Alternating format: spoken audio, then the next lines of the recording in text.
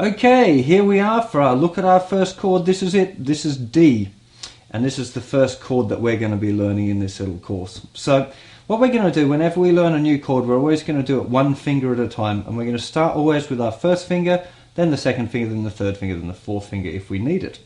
So what I want you to do is just have a little look at that neck diagram. And we're looking for where the first finger goes. Now the first finger you'll see is there on the third string, because we start from the thinnest string. So 1, 2, 3, the third string, and it's in the second fret. So the double lines on the neck diagram, that's the nut there. This would be the first fret, this would be the second fret. So the first finger, the correct position is right here where you're watching it right now. Now make sure as well that you remember that the finger needs to be quite close to the fret, not like right back here. That would be bad. So up fairly close to the fret, not on top of it, that'll be bad too. So kind of just back here a little bit. So it's first finger out of the way, and also remembering that we're using the tip of our finger, don't try and put your finger down too flat. You're really thinking just on the very tips of your fingers there is the bit that should be holding the string down. Now if we look at now the second finger, you'll notice that one is in the same fret as the first finger, but on the thinnest string, so it's kind of going underneath. And again, making sure that you're using the tip of your finger there. That one shouldn't be too hard to put down. Now, the last one, third finger. Now, third finger is going in the third fret of the second string, so the string in between the ones where the other two fingers are on. So, and you can, just a good way of helping remember this as well is that it kind of looks like a D. If you look at the kind of the shape of the notes, it kind of looks a little bit like a D, so that might help. Anyway, the thing that you might find now is that the third finger is falling right back here at the back of the fret, and really we want to get that third finger right up as close to the fret as we can. This is something that will take a little bit of practice. If it's hard right now and it's stuck down there, just keep trying to push it forward. Even if you have to get your other hand and kind of stretch it up, that's okay. But try and get used to that stretch and try and get your fingers in a really good position right from the beginning. Now what's really important when you're doing your chords is that you check that every note in the chord sounds really good, because that's the way that you'll make sure that your chords sound great right from the beginning and you won't develop any bad habits. So if you have a look at that neck diagram again, you'll see that the thickest two strings have both got an X at the top, which means that we don't play them. So what we're starting on, the first note we're going to be picking is the fourth string. Now generally what I say to people is to do a strum, a pick out and a strum. So starting from the fourth string, that's the kind of the third thickest string, we do a strum first. And if you're doing really well, it'll sound like that. If you're not doing so well, it might sound like this. Something like that, yeah? So what we're going to do now is we're going to try and tailor the chord and make sure that every note is sounding good, and I'm going to show you where some of the problem areas are for a lot of people. So, the first thing, the fourth string. If that one's not ringing out very clearly, then probably the tip of your first finger is touching that string. So make sure that you bring your first finger down just a little bit so you get a nice clear fourth string.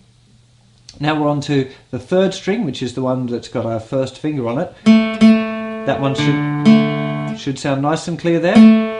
And if that one's not working, like not a nice clear note, a couple of things could be the culprit. Most likely your third finger is up too high and is touching that third string. So you just have to move that third finger down a little bit and you should get that string ringing nicely. If it's buzzing a little bit, like that, probably your first finger's backwards a little bit too far. So make sure it's right up nice and close to the fret.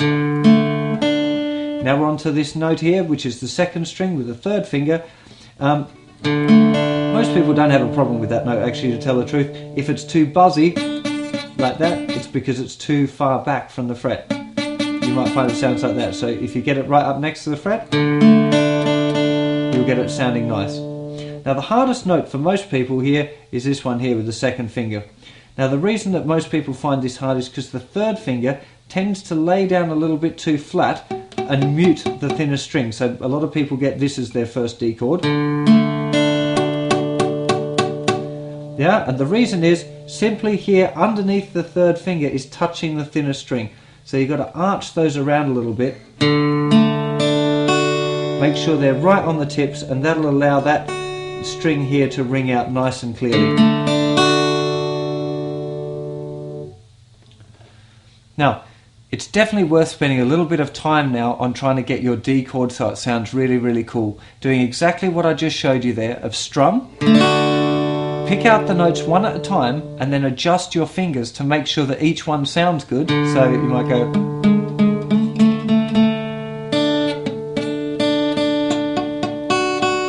and then when you've got it and you know they're all good, then strum it again at the end. It's really important that you go through this process lots and lots of times to make sure that your D chord sounds really cool. So before we go on and learn any more chords, stop the tape, have a little bit of a play around with your D chord, try and get it sound really sweet. Now, actually just a couple of things that I forgot to mention. The first one is thumb position. Now, it's quite common for some people, including me, to play with their thumb sitting over the top of the guitar. And that's fine when you can play.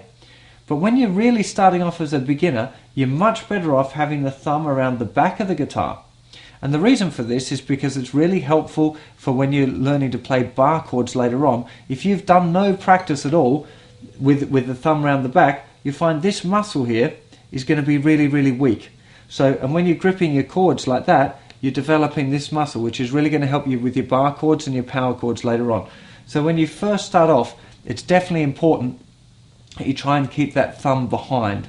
It's also important to leave a little bit of a gap at the bottom of the guitar neck here. Now, a thing that I often say to my students is that you should imagine there's a bit of an electric cable running down the bottom of the guitar neck and that you're not allowed to touch it. That's a really good way of thinking about it, because what you don't want is your first finger leaning up on the side of the guitar neck. Now, again, later on that can be a really good thing, but just in these early stages, you want to make sure there's a little bit of space under here between the neck and your hand, and generally the palm of your hand, the flat of your hand, this part should not be touching the guitar neck. Yeah? So the parts that should be touching the guitar neck is your thumb, like the pad of your thumb here, and the ends of your fingers, and that's all. Now, later on that's going to change. It's not the way that you would play guitar forever, but when you're starting, it's a really good idea to follow that bit of advice, and I will talk about a little bit later on in this course, or the method, that I'll explain to you when it's a good idea to do those things and when it's not. So, for now, stop tape, practice your D chord, make sure you get every note really nice and clear, and then we're up for learning another chord.